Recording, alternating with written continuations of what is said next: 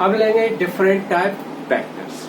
देखिए बच्चों, different type vectors में पहला इंपॉर्टेंट वेक्टर है यूनिट वेक्टर। ठीक है बच्चों, जैसा कि हमने बताया है यूनिट वेक्टर किसी वेक्टर की डायरेक्शन होती है। फिजिक्स में देखिए यूनिट वेक्टर का इंपॉर्टेंट यही है कि यूनिट वेक्टर किसी वेक्टर की डायरेक्शन होती है। ठीक है बच्चों, तो यहाँ यूनिट वेक्टर क्या है? जैसे सपोज दैट एक ए वेक्टर है। क्या है वेक्टर? ए वेक्टर। हमने इसको ज्योमेट्रिकली ओपी लाइन से रिप्रेजेंट किया और ओ से पी को मिलाने वाली जो लाइन की लेंथ है, बीच में बच्चों जो गैप है, जैसे ये ओ है ये पी है, तो ये पूरी लेंथ है वो ए वेक्टर का मैग्नीट्यूड है और डायरेक्शन इसकी ओ से पी की ओर है। तो ए वेक्टर का हमें यूनिट वेक्टर बनाना है। तो बच्चों, किसी वेक्टर का यूनिट वेक्टर उसी वेक्टर की डायरेक्शन में एक जब यूनिट लेंथ की लेंथ वाली लाइन लेते हैं तो दिए गए वेक्टर का वो यूनिट वेक्टर बन जाता है। जैसे ओ से पी की दिशा में हमने ओ से लेकर यहाँ आगे एक यूनिट लेंथ तक एक पॉइंट पी डैश लिया, तो जो ओ से पी डैश है, ओ से पी डैश की लेंथ है वो क्या है बच्चों? यूनिट है। और ओ से पी डैश की डायरेक्शन वही है जो ओ से पी की ओर है, तो हम ओ पी डैश को क्या लिखेंगे? A cap. और A cap is unit vector of A vector. बच्चों, ए कैप क्या है? वेक्टर ए का यूनिट वेक्टर है और ये यूनिट वेक्टर यानी ए कैप किसके इक्वल होता है? ये इक्वल होता है वेक्टर ए डिवाइडेड मॉड ए। यानी किसी वेक्टर का यूनिट वेक्टर वो वेक्टर में उसका मैग्नीट्यूड को डिवाइड कर देते हैं तो वो वेक्टर यूनिट वेक्टर बन जाता है। यानी A cap is equal to vector A is divided by mod A vector. ठीक है, और इसको हम ऐसे भी लिख सकते हैं।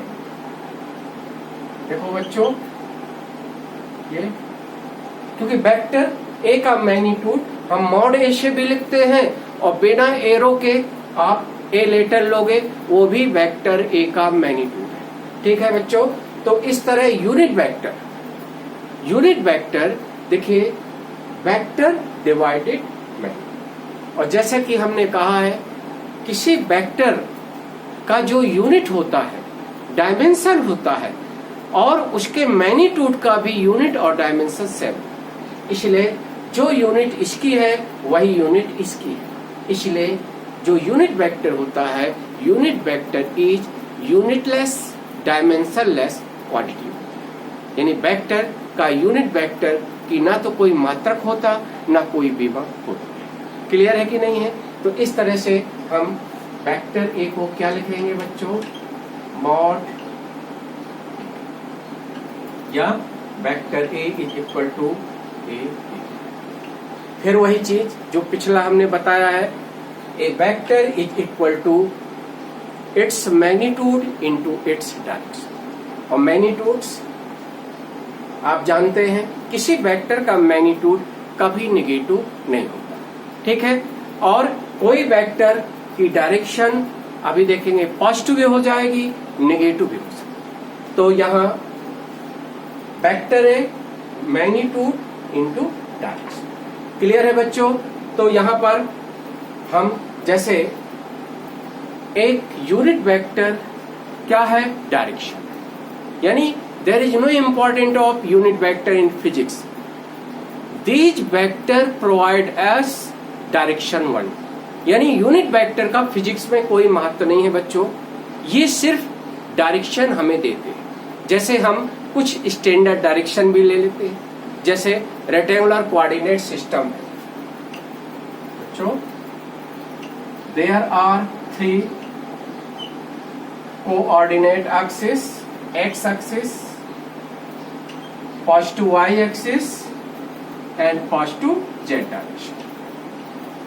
आपको मालूम है स्पेस में कितनी मैक्सिमम म्यूचुअल परपेंडिकुलर लाइन खींची जा सकती।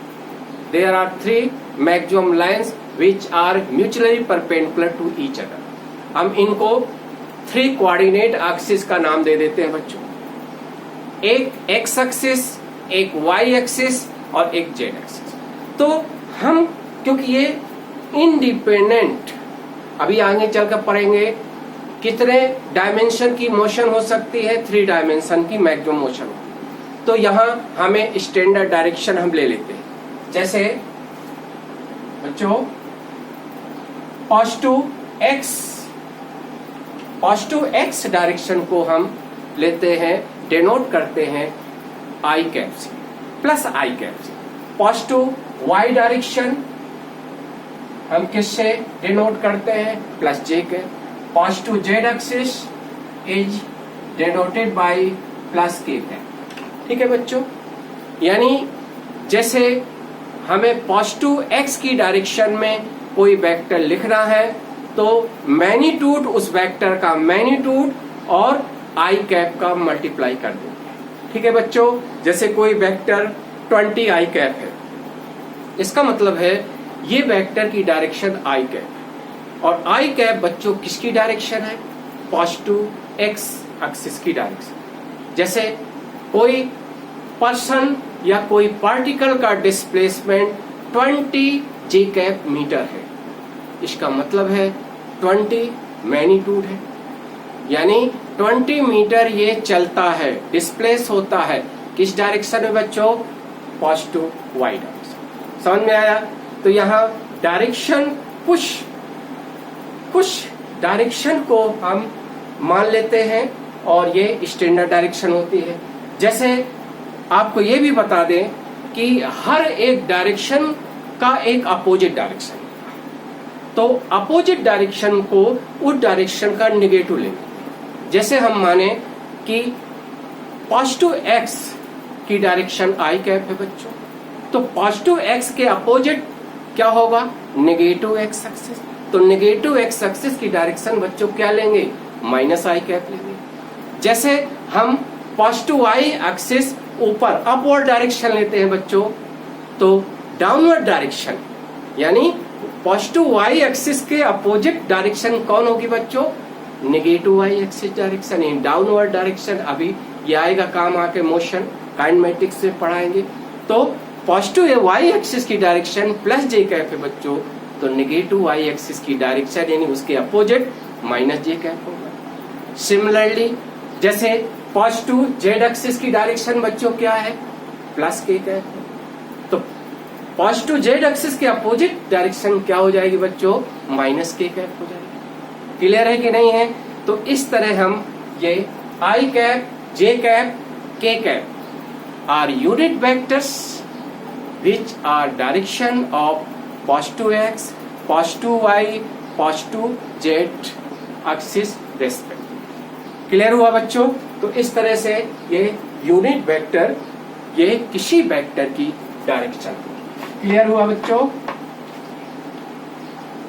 देखिए हम फिजिक्स में एक वेक्टर को कैसे लिखते हैं। जैसे ए वेक्टर है बच्चों, तो ए X I cap, A Y J cap, A Z के। ठीक है बच्चों, ये वेक्टर लिखा जाता है। 11th पढ़े होंगे एनसीईआरटी बुक पे कि एक वेक्टर को हम आई cap, j cap, k cap, क्योंकि देखिए एक वेक्टर को जब हम लिखेंगे तो कहीं ना कहीं उसको एक साइड हमारा एक वेक्टर, हम ए वेक्टर को लिख रहे हैं तो अदर साइड बी वेक्टर होगा। तो अदर साइड वेक्टर क्या होगा, क्योंकि वेक्टर वही है जिसमें डायरेक्शन हो, और डायरेक्शन किससे हम डिनोट करते हैं, यूनिट वेक्टर से। तो I cap is direction of positive X axis, तो इट इज एक्स कंपोनेंट। किसका एक्स कंपोनेंट बच्चों, ए वेक्टर का।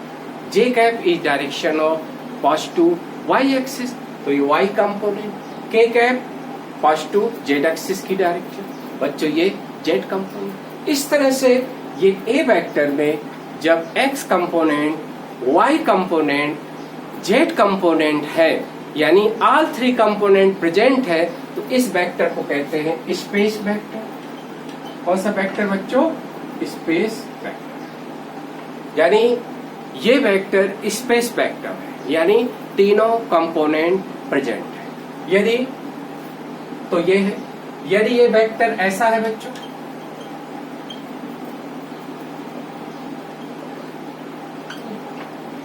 इसका मतलब है कि ये वेक्टर कहाँ लाई है, ये भी इंपॉर्टेंट है।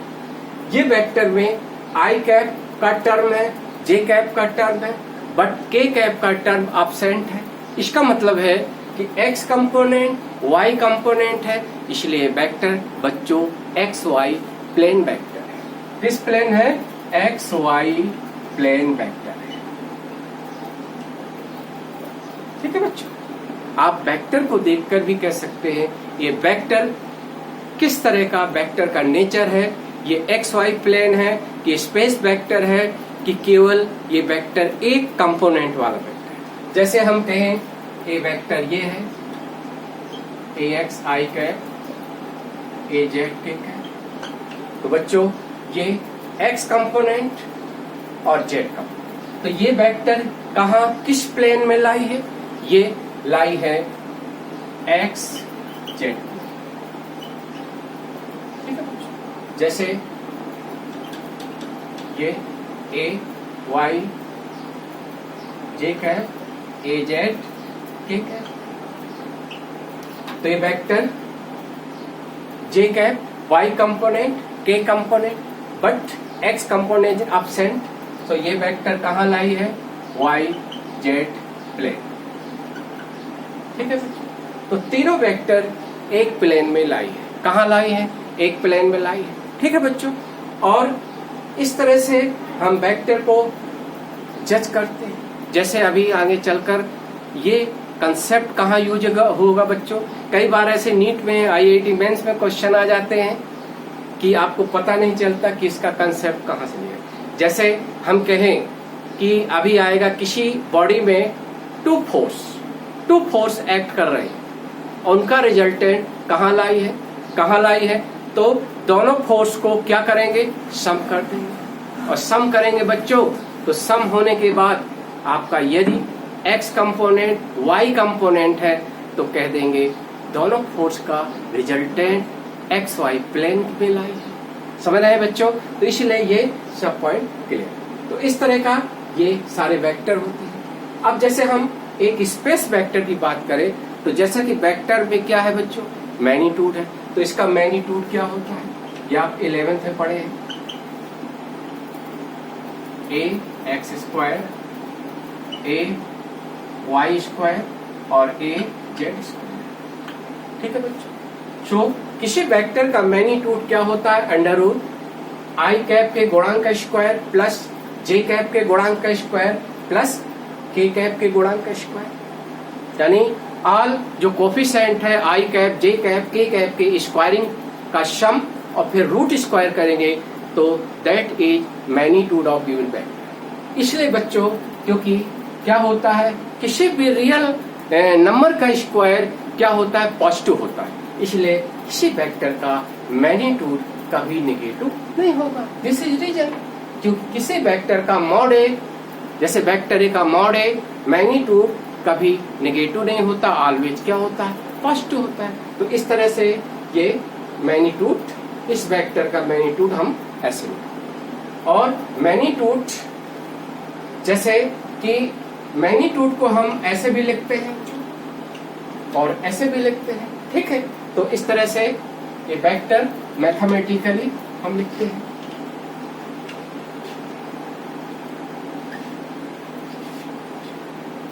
देखिए बच्चों, सेकंड थिंग इम्पॉर्टेंट, कि जैसे कहा जाता है कि कुछ क्वेश्चन इसके न्यूमेरिकल बनते हैं। जैसे क्वेश्चन ये अक्सर आप देखते होंगे, जैसे कहता है for which value of C given vector 0.3 I cap 0.4 J cap plus C K cap is a unit vector. ठीक है बच्चों, ये मान लो क्वेश्चन आपसे एक बेसिक क्वेश्चन है, आप 11th में भी ये क्वेश्चन देखते हैं, और कंपटीशन पॉइंट ऑफ व्यू से ऐसे कंसेप्ट इंपॉर्टेंट है। For which value of C given vector is a unit vector. Given vector क्या है? 0.3 i cap plus 0.4 j cap plus c k cap. जैसा कि हमने बताया बच्चों कि एक वेक्टर यूनिट वेक्टर कब होता है? जब इसका मैग्नीट्यूड 1 होता है। तो सिंपली इसको सॉल्व करना है बच्चों। सॉल्व क्या करेंगे? आपको क्विक एंड फास्ट, बहुत टाइम टेकन नहीं, क्योंकि नीट IIT में टाइम मैनेजमेंट भी बहुत इंपॉर्टेंट है। You just find out its magnitude और its equate to 1, then you can get value of C. किसकी वैल्यू कर सकते हैं? सी की वैल्यू आ जाएगा। तो ये इसका मॉड कैसे निकालते हैं? अभी अभी इसके जस्ट पहले बताए। 0.3 का होल स्क्वायर, जे कैप का कोफिशिएंट 0.4 का होल स्क्वायर, सी जिसकी वैल्यू हमें फाइंड आउट करना है। तो के कैप का कोफिशिएंट सी है, C square, that is will be equal to 1।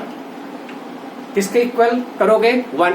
और इस तरह आप नोटिस करोगे, इसकी वैल्यू आप फाइंड आउट बच्चों निकाल लेंगे। इसकी वैल्यू 0.09, जल्दी थोड़ा fast, 0.16 plus C square is 1, क्योंकि रूट स्क्वायर अदर साइड जाएगा, 1 square is 1। So then you get value C equal 0.75 root square. C की वैल्यू क्या होगी बच्चों? अंडर रूट 0.75, ये वैल्यू होगी। तो इस तरह हम कहते हैं कोई भी वेक्टर यूनिट वेक्टर कब होता है बच्चों? जब उसका मैग्नीट्यूड 1 होता है। क्लियर होगा? ठीक है। अब देखो,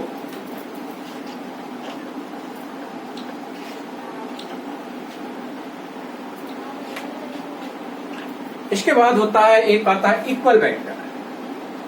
इक्वल वेक्टर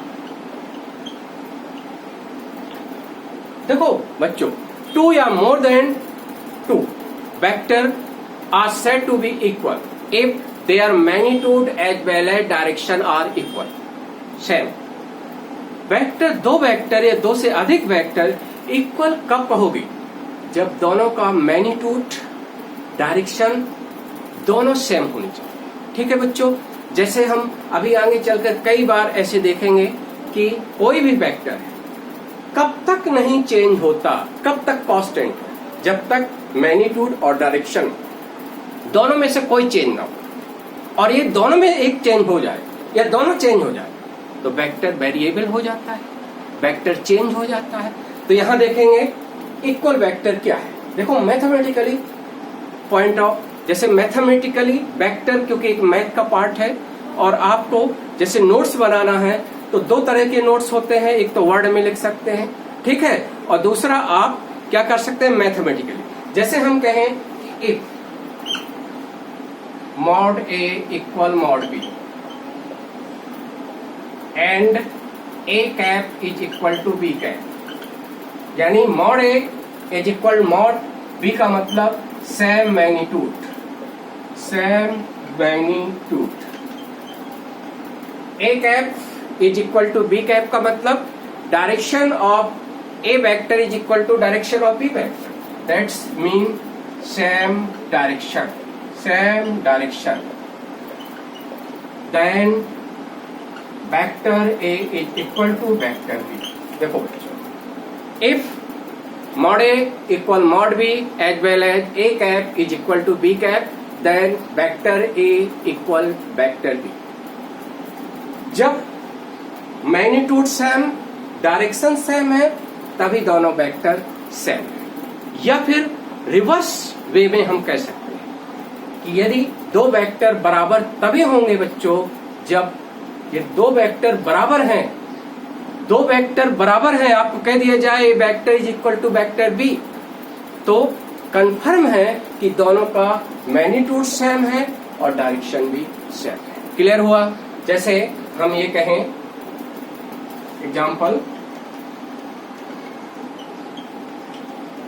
एग्जाम्पल में, जैसे ए वेक्टर, बी वेक्टर,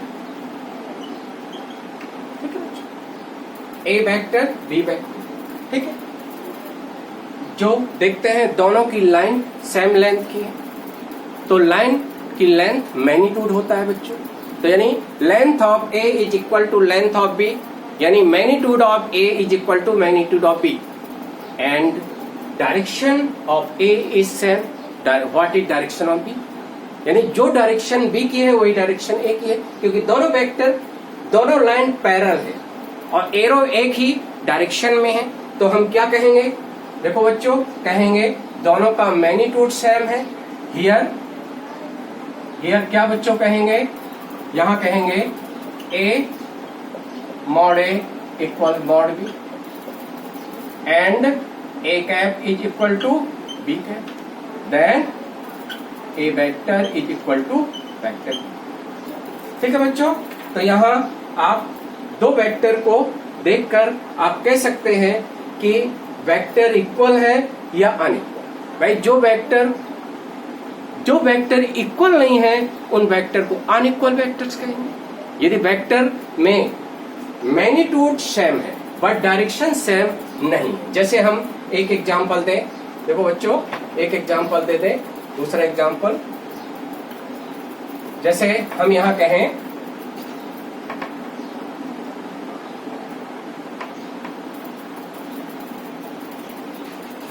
दूसरे एग्जांपल में